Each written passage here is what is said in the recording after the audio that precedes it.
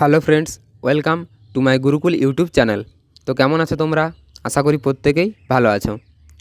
তো এই আমাদের গুরুকুল ইউটিউব চ্যানেলটিতে ইতিহাস, পল সায়েন্স এবং বাংলার বিভিন্ন ম্যাটেরিয়ালস দেওয়া হয়, যেগুলো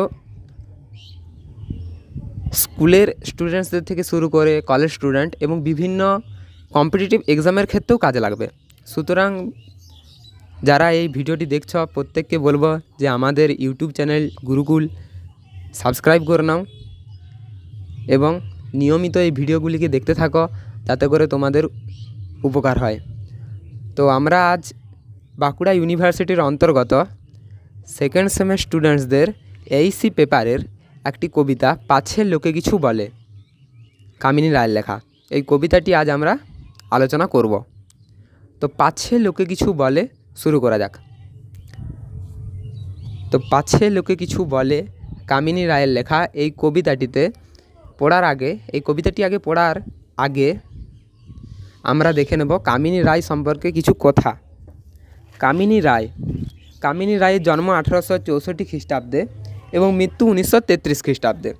কামিনী রায় 1933 খ্রিস্টাব্দে মৃত্যু এবং জন্ম 1864 খ্রিস্টাব্দে। তাহলে দেখা যাচ্ছে যে তিনি রবীন্দ্র সমসাময়িক কবি ছিলেন, অর্থাৎ রবীন্দ্রনাথ ঠাকুরের জন্ম 1861 খ্রিস্টাব্দে, মৃত্যু 1941 খ্রিস্টাব্দে, আর কামিনী রায়ের জন্ম 1864 খ্রিস্টাব্দে, মৃত্যু 1933 খ্রিস্টাব্দে, অর্থাৎ তিনি রবীন্দ্র সমসাময়িক কবি হলেন।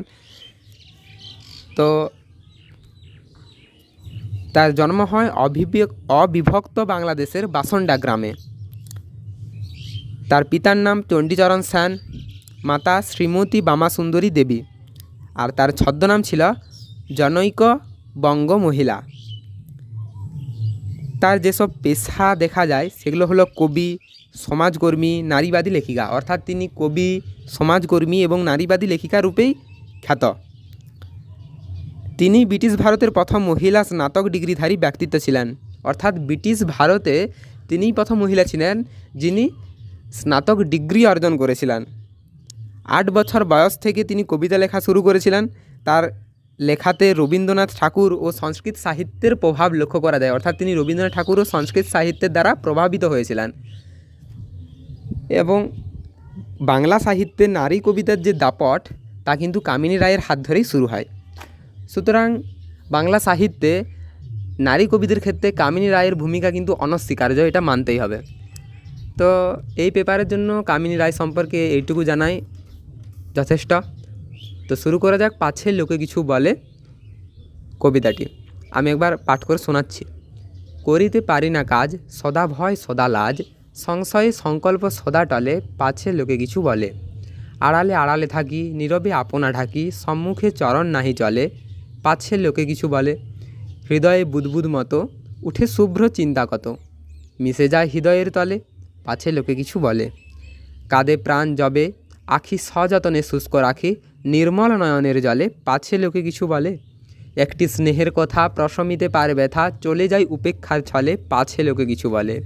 মহৎ উদ্দেশ্যে যবে একসাথে মিলে সবে, পারি না মিলিতে সেই দলে, পাছে লোকে কিছু বলে। বিধাতা দিছেন প্রাণ, থাকি সদা ম্রিয়মান, শক্তি মরে ভীতির কবলে, পাছে লোকে কিছু বলে। আসলে এই কবিতায়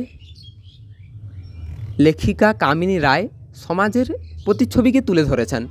তিনি এখানে সমাজে মূলত দুই শ্রেণীর মানুষের কথা বলেছেন, যেখানে দেখা যায় এক শ্রেণীর মানুষ অত্যন্ত সাদাসিধে মানুষ এবং আরেক শ্রেণীর মানুষ খুব নোংরা মানুষ। তারা সমাজে অন্যের ভালো দেখতে পারে না, অন্যেরা যখন এগিয়ে যায় তাদেরকে পিছন থেকে টেনে নামানোই তাদের কাজ থাকে। তো লেখিকা এখানে দেখাচ্ছেন যে সমাজের এক ধরনের মানুষ আছে যারা সবসময় সমাজে ভালো কাজ করার জন্য কোনো একটা কিছু দৃঢ় সংকল্প নিয়ে, লক্ষ্য নিয়ে সামনের দিকে এগিয়ে যেতে যাচ্ছে, কিন্তু তারা করতে পারছেন না। লেখিকা অপরদিকে আরেক শ্রেণীকে দেখাচ্ছেন যে আরেক শ্রেণীর মানুষ রয়েছে যারা সমাজে ভালো কাজ করতে চাচ্ছে, তাদেরকে করতে দিচ্ছে না, তাদের পিছনে সবসময় নেগেটিভ কমেন্টস করতে থাকছে, খারাপ খারাপ কথাবার্তা বলতে থাকছে, যাতে করে তারা কাজগুলো না করতে পারে।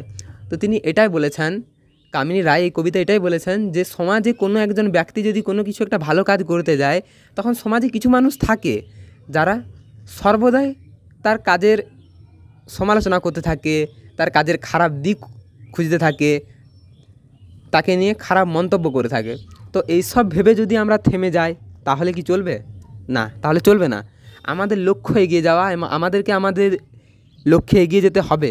সুতরাং এই পাছের লোকে কিছু বলে এটা ভেবে কিন্তু আমাদের থেমে যাওয়া নয়, নিজেদের লক্ষ্যে অটুট থেকে দৃঢ় সংকল্প তৈরি করে সেই লক্ষ্যে সবসময় দৃঢ় থাকতে হবে, সেই সংকল্পে সবসময় আমাদেরকে দৃঢ় থাকতে হবে এবং এগিয়ে যেতে হবে নিজের লক্ষ্যের দিকে। এটাই বলেছেন কামিনী রায়।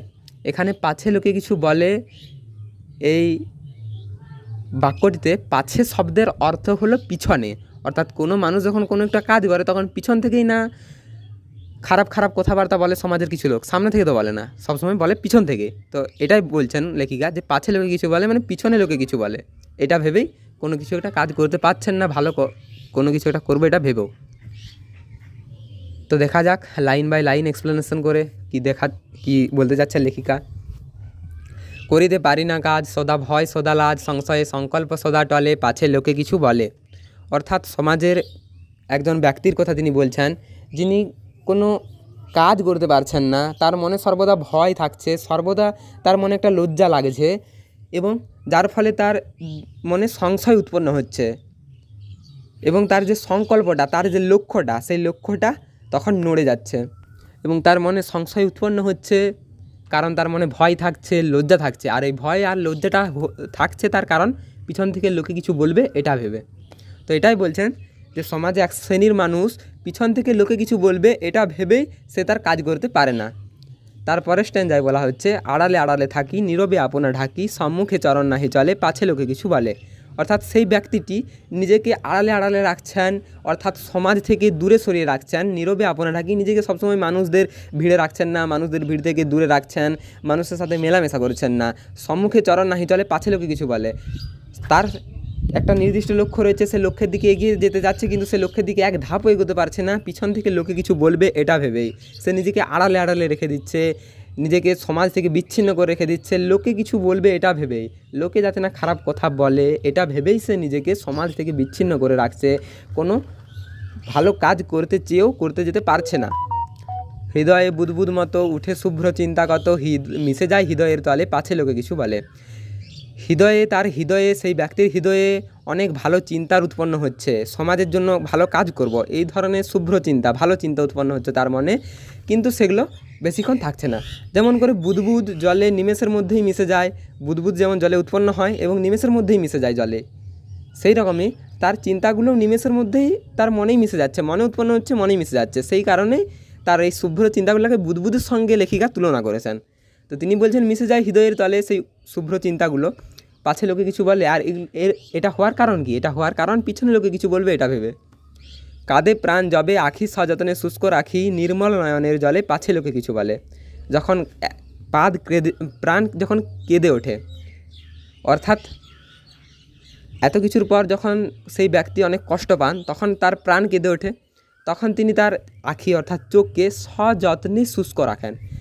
তার চোখের জলটা নির্মল, তাতে কোনো ভেজাল নেই, অর্থাৎ তার মনের মধ্যে অনেক কষ্ট রয়েছে, কিন্তু সেই কষ্টটাকে তিনি চোখের জলের মাধ্যমে প্রকাশ করতে চাচ্ছেন কিন্তু পারছেন না, এটা ভেবেই যে হয়তো তার চোখের জলটা কোনো একজন দেখে পিছন থেকে কিছু একটা খারাপ কমেন্টস করবে, ভালো মন্দ কিছু একটা বলে বসবে, এটা ভেবেই সে তার চোখের জলটাকেও বের হতে দিচ্ছে না, নিজের চোখটাকে শুষ্ক রাখছে সযত্নে।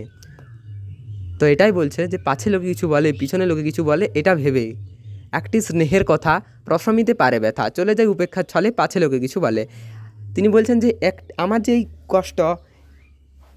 আমার যে এত কষ্ট মনে লুকিয়ে রয়েছে এগুলো একটা যদি স্নেহের কথা কেউ বলে তাহলে সব শেষ হয়ে যাবে, সব মনের মধ্যে মিলে যাবে, কোনো ব্যথা আমার মধ্যে আর থাকবে না, কোনো কষ্ট আমার মনে আর থাকবে না। কিন্তু তখনই কোনো একজন ব্যক্তি সেই ব্যক্তিকে একটা স্নেহের কথা বলতে পারবে যখন সে তার মনের ব্যথাটা জানতে পারবে, তার মনের কষ্টটা জানতে পারবে। আর সেই ব্যক্তি জানবে কিভাবে তার মনের কষ্টটা? যদি সে নিজে থেকে তার কষ্টটা অন্য কাউকে জানায়। কিন্তু সে এটা ভেবেই জানায় না যে আমি যদি তাকে ওই মনের কষ্টটা জানাই হয়তো সে একটা নেগেটিভ কথা বলবে, এটা ভেবেই সে তার মনের কথাটা আর কাউকে জানাতে পারে না এবং সেই কারণে সে স্নেহের কোনো কথাও শুনতে পায় না, এবং তার ব্যথাটা তার মনের মধ্যেই রয়ে যায়, অর্থাৎ তার মনের ব্যথা তার মনের মধ্যেই রয়ে যাচ্ছে, সেটার কোনো প্রশম হচ্ছে না, মানুষও তার প্রতি কোনো তার দিকে কোনো ধ্যান দিচ্ছে না, তার প্রতি কোনো তার দিকে কোনো সুনজরে দেখছে না। এটাই বলছে যে পাছে লোকে কিছু বলে, এটা ভেবে সে নিজেও তার মনের কষ্টটা কাউকে কিছু জানাতে পারছে না। মহৎ উদ্দেশ্যে যাবে একসাথে মিলে সবে, পারি না মিলিতে সেই দলে পাছে লোকে কিছু বলে। মহৎ উদ্দেশ্য নিয়ে যখন অনেক ব্যক্তি একটা ভালো দল বা সংগঠন গঠন করেছে সমাজের ভালো কাজ করবো বলে, এবং সেই ব্যক্তি জানে যে সেই দল সত্যি সমাজের কোনো একটা ভালো কাজে ব্যস্ত রয়েছে, সমাজের জন্য কাজ করছে, কিন্তু সেই দলে সেই ব্যক্তি নিজেকে নিয়ে যেতে পারছে না, সেই দলে সে তার নাম লেখাতে পারছে না, সেই দলের হয়ে সে কাজ করতে পারছে না। কারণ কি? কারণ পিছন থেকে লোকে কিছু বলবে, হয়তো লোকে বলে বসলো যে ও দালালি করছে এখন, এটা ভেবেই সে তখন আর সেই কাজগুলো আর করতে পারছে না, সেই দলে মিশে যেতে পারছে না। তো এটাই বলছে যে পারি না মিলিতে সেই দলে পাছে লোকে কিছু বলে, পাছে অর্থাৎ পিছনে, পিছনে লোকে কিছু বলবে এটা ভেবে। বিধাতা দিচ্ছেন প্রাণ থাকি সদা ম্রিয়মান, শক্তি মরে ভীতির কবলে পাছে লোকে কিছু বলে। বিধাতা অর্থাৎ ঈশ্বর প্রাণ দিয়েছেন, সুতরাং আমি একমাত্র ঈশ্বরের কাছেই ঋণী।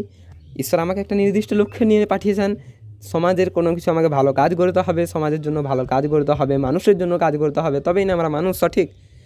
তো এটাই বলছেন যে বিধাতা দিচ্ছেন প্রাণ থাকি সদা ম্রিয়মান, বিধাতা প্রাণ দিচ্ছেন কিন্তু সর্বদা আমি ম্রিয়মান থাকি, সর্বদাই ভদ্র নম্রভাবে থাকি। শক্তি মারে ভীতির কবলে পাছে লোকে কিছু বলে, আর আমার মধ্যে যত শক্তি আছে সব ভয়েই মরে যায়। পাছে লোকে কিছু বলে, পিছন থেকে লোকে কিছু বলবে, এটা ভেবেই আমার মধ্যে যে শক্তিটা আছে সেই শক্তিটা মরে যায়। আর শক্তি যদি মরে যায় আমি কিভাবে কোনো কিছু কাজ করতে পারবো, আমি এগিয়ে যাব কিভাবে? তো এটাই বলছে লেখিকা যে কোনো একটা কাজ যদি তুমি করতে যাও সমাজে, তো তখন সমাজের কিছু ব্যক্তি আছে যে তোমার পিছন থেকে নেগেটিভ কমেন্টস করবে, তোমাকে নিয়ে কোনো কটু মন্তব্য করবে, কিন্তু তার মানে এই নয় যে তুমি থেমে যাবে, তোমার লক্ষ্যে থেকে তুমি ভ্রষ্ট হয়ে যাবে, তুমি তোমার লক্ষ্য থেকে সরে যাবে, এটা নয়। তোমাকে তোমার লক্ষ্যে স্থির থাকতে হবে, তোমার লক্ষ্যে দৃঢ় থাকতে হবে, তোমার সংকল্প যেটা রয়েছে সেটাকে টলতে দেওয়া চলবে না। তোমার মনে সংশয় উৎপন্ন হবে ঠিকই, সেই সংশয়গুলো ঝেড়ে ফেলে দাও, নিজের লক্ষ্যে এগিয়ে যাও এবং সমাজে মেরুদণ্ড সোজা করে দাঁড়িয়ে থাকো, মানুষের মতো মানুষ হও। তো এই হলো আজকের কবিতা পাছে লোকে কিছু বলে, কামিনী রায়ের লেখা। তো আশা করি কবিতাটি তোমরা সকলে বুঝতে পেরেছো। অত্যন্ত সরল ভাষায় বোঝানোর চেষ্টা করলাম। যদি বুঝতে না পেরে থাকো, কোথাও যদি কোনো প্রবলেম হয় কমেন্টস করতে পারো, কমেন্টস করো, আমাকে জানাও, আমি চেষ্টা করব অন্য কোনো ভিডিওতে ভালোভাবে বোঝানোর জন্য। আর এটা যেহেতু আমার প্রথম ভিডিও, সেই কারণে ভালোভাবে আমি কথাগুলো বলতে পারলাম না, আমার মনের যে কথাগুলো ছিল এক্সপ্রেস করতে পারলাম না, তো এর জন্য সরি। যতটা ভালোভাবে সম্ভব আমি করার চেষ্টা করলাম। তো আশা করি তোমাদের ভালো লাগলো। যদি কোনো প্রবলেম থাকে কমেন্টস করো, আমি পরের ভিডিওতে ভালোভাবে বোঝানোর চেষ্টা করব।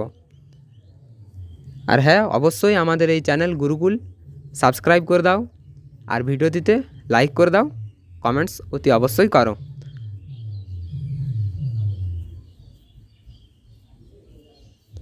তো দেখা হচ্ছে পরের ভিডিওতে, ততক্ষণ পর্যন্ত সুস্থ থাকো, সতেজ থাকো।